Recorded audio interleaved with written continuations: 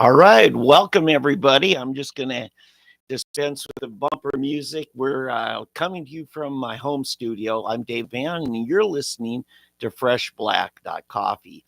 Eddie's a little under the weather. Believe it or not, he can blame the healthcare system for this one. Went to get a checkup, called me this morning. He says, man, the guy comes in there towards the end of the checkup, hacking and coughing. Shouldn't have even been there. Sure enough, a couple of days later, Eddie's sick. So he's had a rough week. He's asking for your prayers. He's encouraged that things are getting better. He feels over, but he's not out of the woods. So anyway, I want to welcome you today. So this has been a big week, or as Steve Bannon usually says, there are weeks where nothing happens, and then there are um, days where decades happen. God, I butchered that. I'm sorry. I hope you've enjoyed the last couple of weeks. We've had special guests in. Of course, we had first Nathan Dahm and then Wayne Hill. They are the chair and the vice chair, respectively, of the Oklahoma Republican Party. And if you followed that, I appreciate your interest in having a vibrant, healthy, and functional Republican Party in Oklahoma to stand up for the republic and the liberty that we value. I say functional as opposed to dysfunctional, which is oftentimes what we've been seeing. We are in the middle of the presidential year, the quadrennial conventions and caucuses. In fact, this time next week, we're going to be at our county convention here in the Tulsa metro area. So we're probably going to do something a little bit different for next week on that. So those are some of the things going on. Let's do a roundup of the news. As you know, let's go to global news first. Tucker Carlson had the big interview this week. Most of the commercial media, the legacy media, jealous as can be. Couldn't find any more ways to criticize and discredit Tucker Carlson for getting the interview nobody else could get. In fact, Tucker said he was working on it for years. He said he would have done it years ago, except that our FISA courts allowed for spying and hacking into Tucker Carlson's mobile phone communications.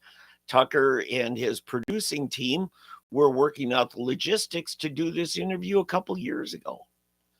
But once that came out in the news, Putin just backed away, didn't want anything to do with it.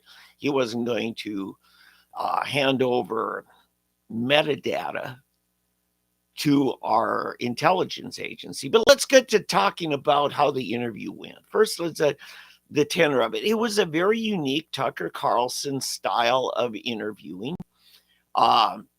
He was open, he's engaging, he's inviting. This wasn't his most confrontational interview. I've seen him be confrontational.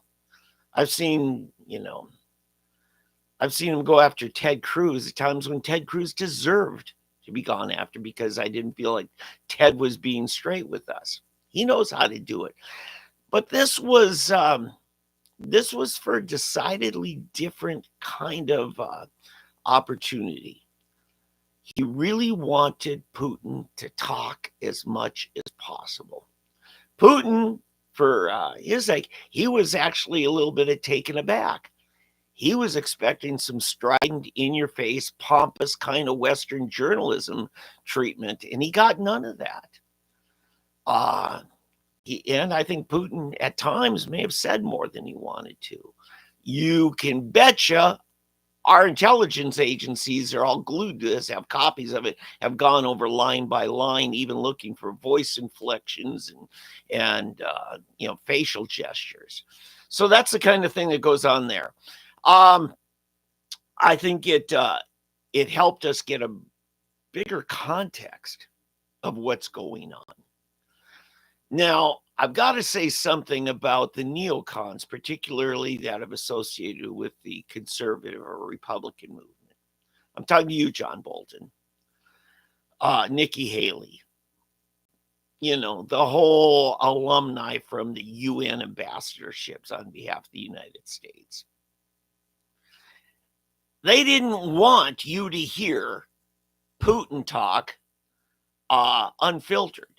They didn't want it, which tells me, folks, do you really trust the neocons to serve you? Or are you something that they condescendingly feel they have to protect you or filter the truth from you? You can't figure it out for yourself.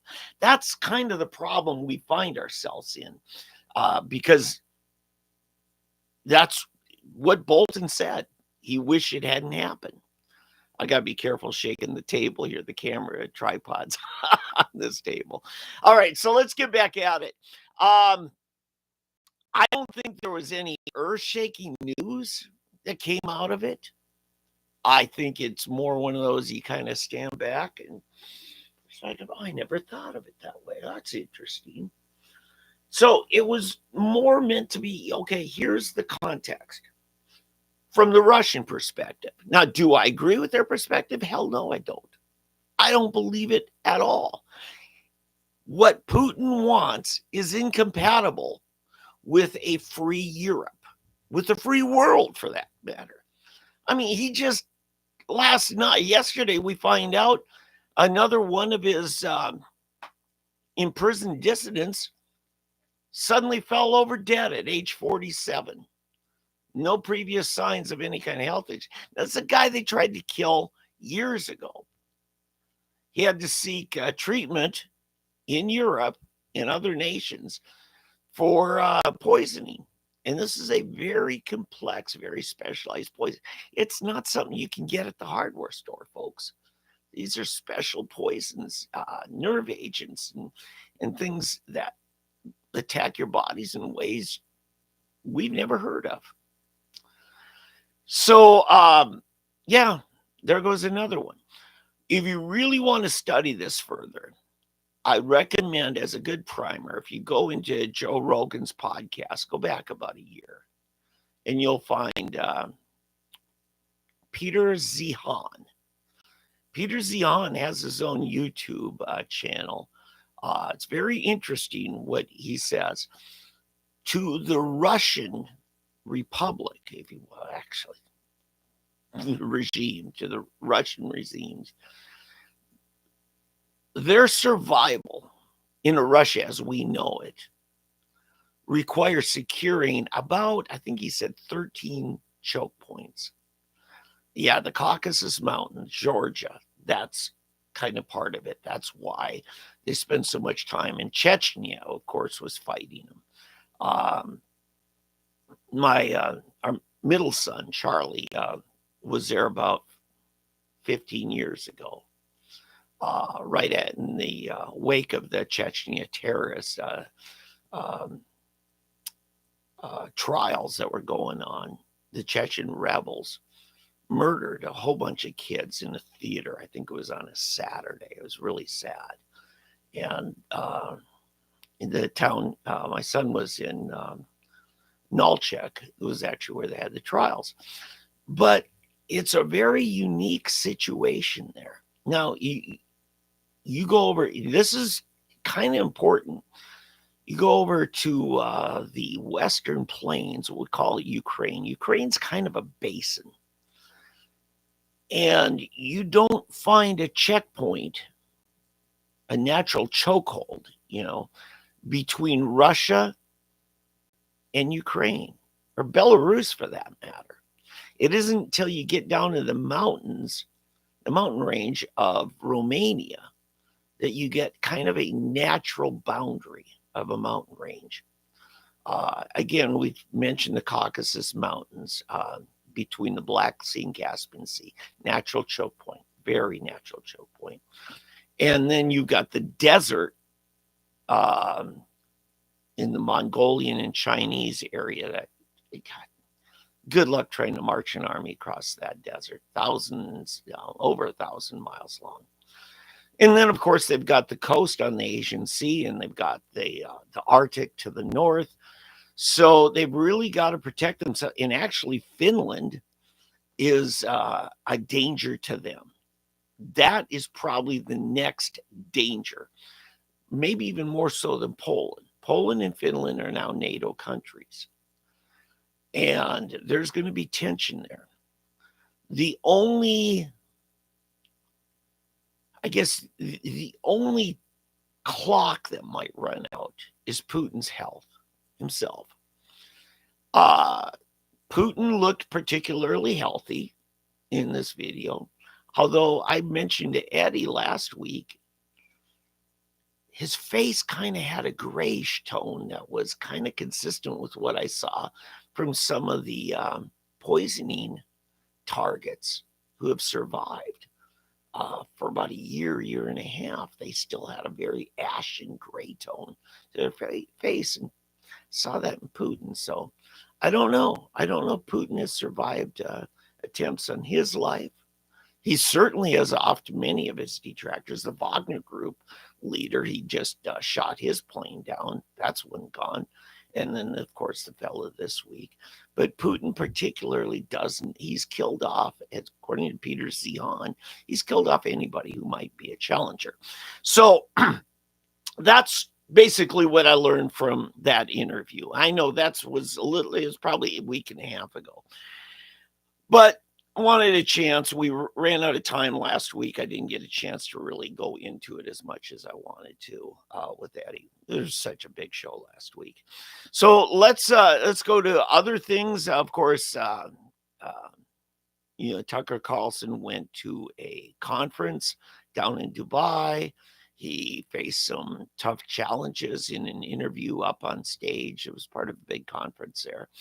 And so we got, the world responding to that. But generally, nobody's really found any significant problems with that interview.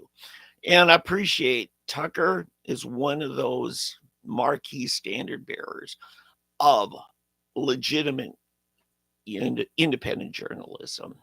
Joe Rogan being another. I mean, there's some others. Glenn Greenwald. Now we're seeing some of the other people stepping up. All right, let's move over to what's going on in Congress. We had a number of things. We had round 2 of a vote to impeach the Homeland Security cabinet member, Mayorkas, and he has been impeached. Do I expect it to go anywhere? No. It's just going to bottle things up in the Senate, which isn't doing anything anyway. The funding package, remember Langford and Schumer and a bunch came up with a funding package that then the Republican conference in the Senate just said, not just no, hell no. And even McConnell said, yeah, we better not vote for this. Left Langford out to dry. But you know what? Langford deserves it. He deserves it. Don't be a useless idiot, James Langford. If you have it in you to stand up for Oklahoma values, it's time to do so. You're in trouble. Okay. All right, let's go on. So there's that happening. The House now has come up with their own package. They were trying to float for some aid to Israel, some to Ukraine, which I condemn at this point. I mean, unless we've got some kind of a roadmap that's plausible, we're probably going in the wrong direction to continue to militarize and weaponize what's going on. We've got to find a solution on this. We were almost there, and Biden screwed it up. Boris Johnson screwed it up. A number of idiots screwed it up. So let's move on.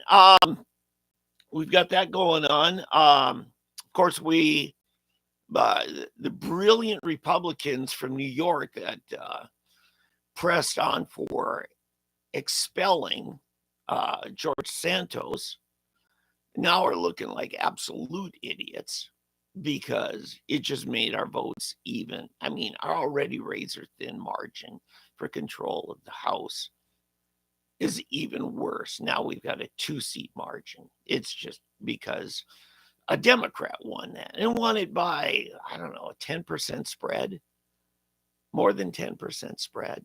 It's really sad. So we've got that going on. I want to tell you about a couple other things. Oh, coming up on the show, uh, compiled with the help of some of our reliable bloggers and journalists, uh, a way for you to, in the privacy of your own home, take a test to find out if you are indeed a Christian nationalist. That's coming up later on the show. All right. Let's move on. What else is going on in the news? Of course, courts be crazy this week, right? We've got all kinds of things going on. Yeah, I don't know which courts are crazier, whether it's the Atlanta, Georgia, Fulton County uh, courts, or is it the Manhattan courts that have decided that, Trump now has to pay more than a third of $1 billion in penalties, not to the bank who they claim he defrauded, but no, to the state government. Yeah, go figure. As though he hasn't paid enough taxes. And, and it's over nothing. It's over absolutely nothing. There's no victim here. There's no even clear case that there was a fraud here or even an intended fraud. When you're putting together a financial statement of assets, you purport your best projections. And this is just to get a loan. And if the bank questions it, the bank can say, you know what, we're going to do a separate appraisal. The bank didn't ask for separate appraisal. They said, okay, we're fine with it. And you know what? Trump's people paid the bank back all the money they borrowed and interest and fees and origination and points, whatever. But somehow, this bunch of idiots, the liberal prosecutors, the George Soros funded types, end up getting them convicted before a kangaroo court and a judge that's an absolute dingbat and without any character whatsoever. So, yes, that's going to get appealed. A lot of people say, oh, it's not going to stand. I don't know, folks.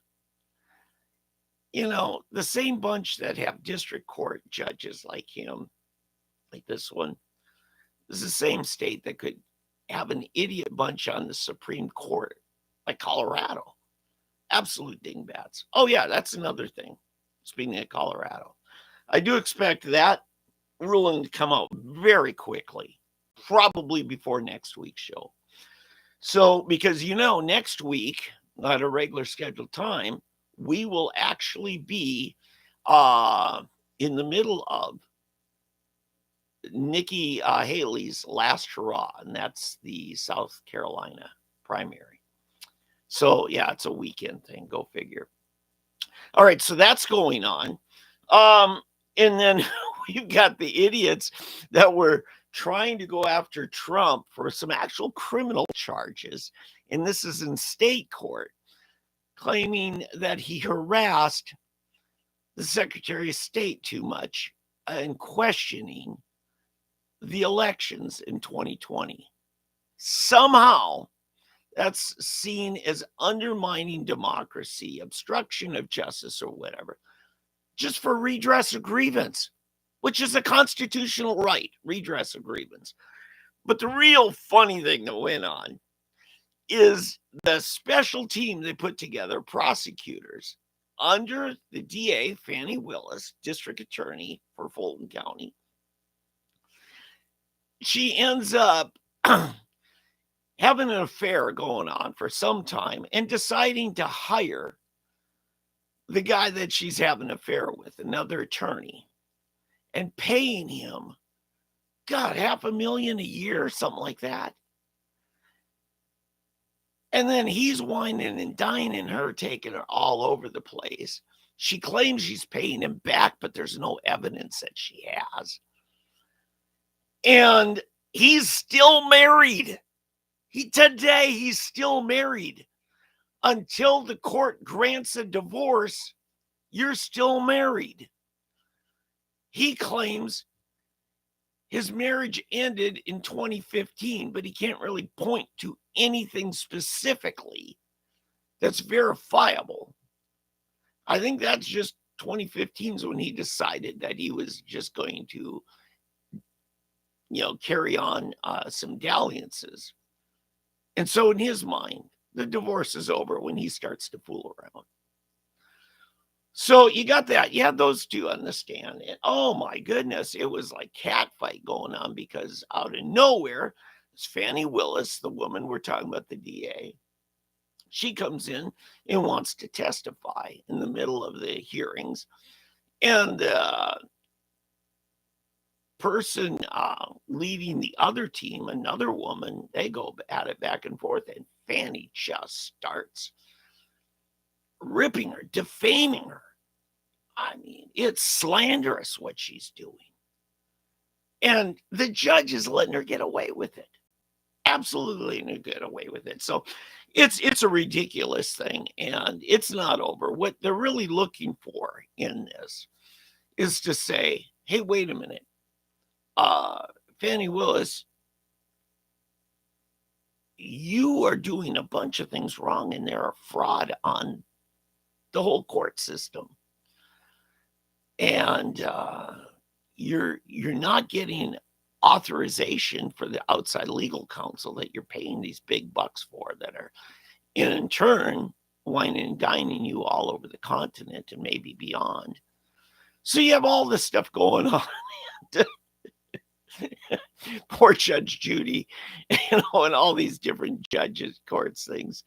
Yeah, they got nothing in their scripted so-called reality shows. This thing was Thursday. It was absolutely incredible, crazy. All right, you have that going on. And beyond that, I'm probably not going to get to too many other things. Let me try pulling this up a little closer.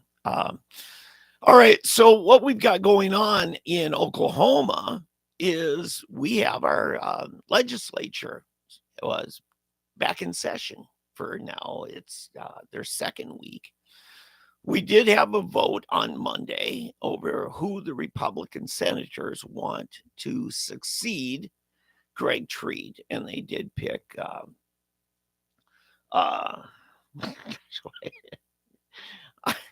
I don't know why I can't remember the guy's name, mix something or other.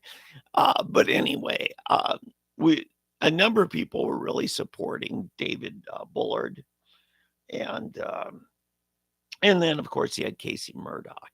But Dave Rader, who I'll probably get a chance to get an interview with next Saturday. Dave Rader was in charge of counting the ballots, and he ain't telling anybody. We'll see. Okay. I'll see if I can get something next week. So we got that going on. Greg Treat is stalling on a state income tax reduction. Now, here's the deal, folks. For the past 7 years, Oklahoma's run a surplus. Now, are there things that we're not funding sufficiently? Oh, yeah. But we have maxed out our rainy day. Our rainy day fund. Some people are wanting to just, send back a rebate. Well, first of all, it's my money. Quit taking more than we need to run the core services of our state. It's really pathetic. Okay. So you got that going on. Other than that, you've got, your ridiculous bills that got quickly moved over to the Rules Committee where they're not going to be heard at all. And some of them we're talking about.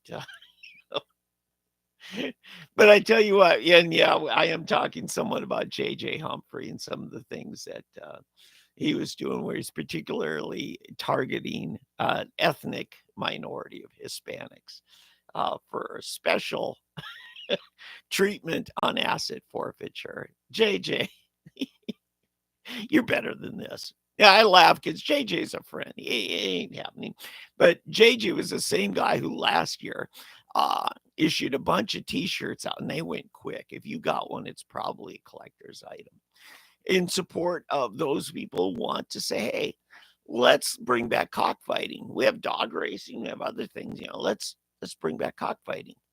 And he printed up a bunch of T-shirts that says, my cock, my choice. Okay, that's JJ for you. Colorful guy. There's a few other things. Nathan Dahm, of course, had his First Amendment licensing and regulation, and he talked to us a couple weeks ago about that.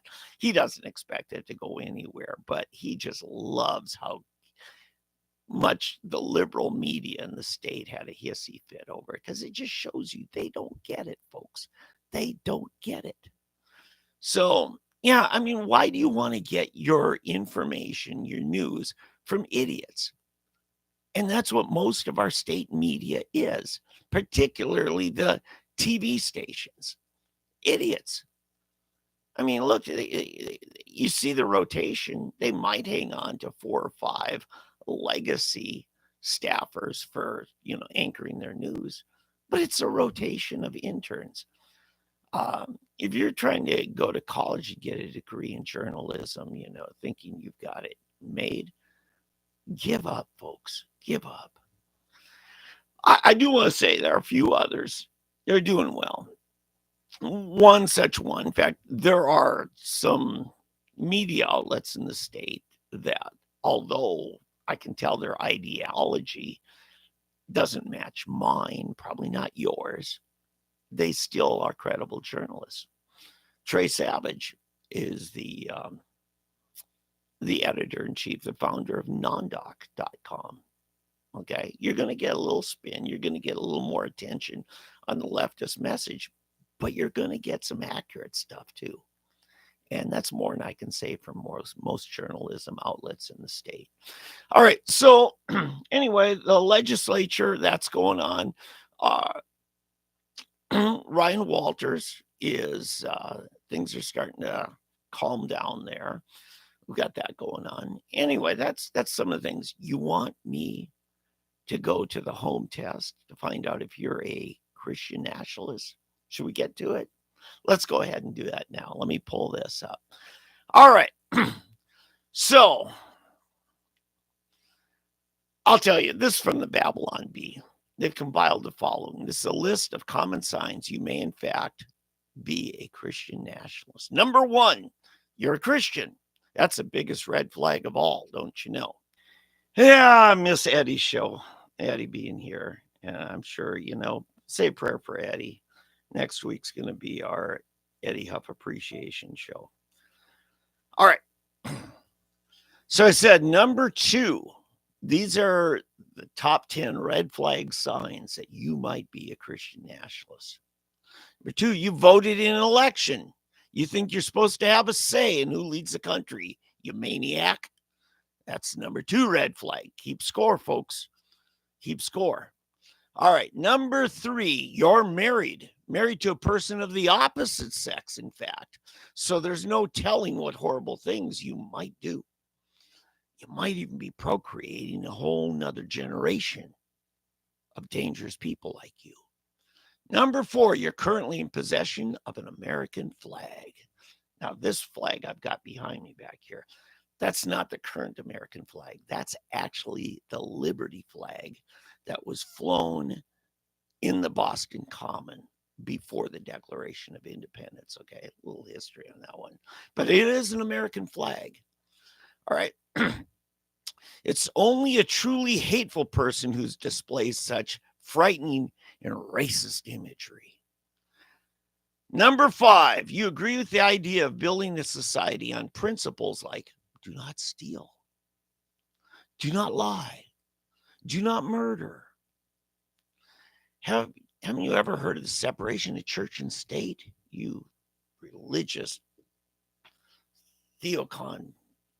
I mean, that's another red flag, folks. All right, let's move on. Are you keeping score? Number 7. Actually, let's go number 6. You let someone wearing a mega hat, walk by without punching them in the face. Disturbing evidence that you might agree with the Nazis. Number 7, you pay for merchandise at Target instead of just running out the door. It's probably because you think you're better than everyone else, a classic symptom of Christian nationalism. Number 8, you won't let your 3rd grader join an after-school Satan club. Where's your open-mindedness? Number 9, you face Mar-a-Lago 5 times a day and pray for Donald Trump. All Christian nationalists do this, you know. And number 10, you own a Bible and even read it. Those are the top 10 red flags that you might be a Christian nationalist. All right. Now, they're trying to invent this idea, particularly the people over at MSNBC, CNN, particularly MSNBC. They're making buzzwords. They're trying to define the terms. Is it wrong to love your country? Is it wrong to be proud of your country? Is it wrong to want to make your country better? I say no, it's not wrong to any of those things. That's called nationalism.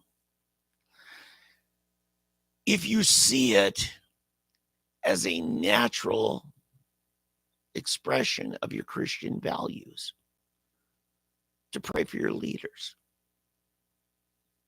to cooperate, to be community-minded. When I say community-minded, helping a neighbor in need, working together for the common good, organizing around a core set of values and principles. Okay? That's putting your Christianity to action, just like the fascists are putting their fascism to action. So those are the rules. You want to be called a Christian nationalist, you just keep doing that. What's going on this week? People all over the country are preparing for, within a month, we expect Donald Trump to have locked up the nominations, Republican nominee for president. In the polls, he's already consistently above Trump. Occasionally, you get an outlier where it shows Trump leading in a particular state if the pollsters ask the right kinds of leading questions and stuff. But things are looking good. The other interesting thing I said, and you've heard Eddie talk about this, he's quite confident for the last 2 years that Michelle Obama is going to end up being on the ballot in November and not Joe Biden. A number of people have been very close to the Obamas since, 2006, 2007. I'm talking David Axelrod. They said, folks, it ain't going to happen. Michelle has zero interest in it. Okay. I don't know if they're just trying to deflect so that you and I on the right don't start looking for it, or they might be kind of freaking out, wanting to the Democrat Party to go find some other solution. I don't know. I don't know about that. And then the last thing I want to talk about today, who's going to be Donald Trump's running mate? Now, I wouldn't expect him to announce it. Probably not until June. I think Donald Trump is a master of maintaining the media.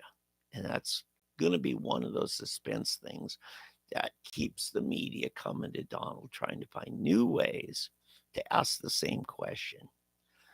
Newt Gingrich did the same thing back in 2004, 2008, and then finally ran in 2012.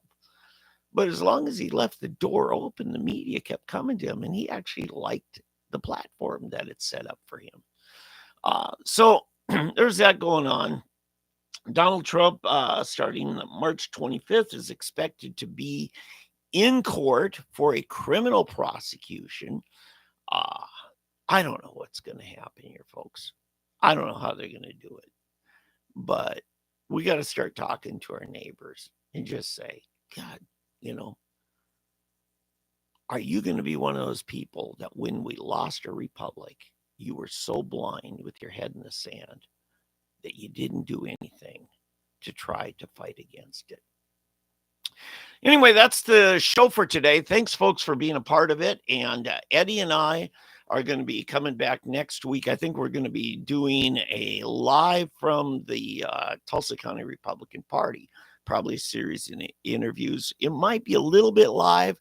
It might actually be a series of interviews tacked onto that, and then we'll package it later in the day or over the weekend for you. So till then, Hope you're having a good day. This is David Van for Fresh Black Coffee. Good night.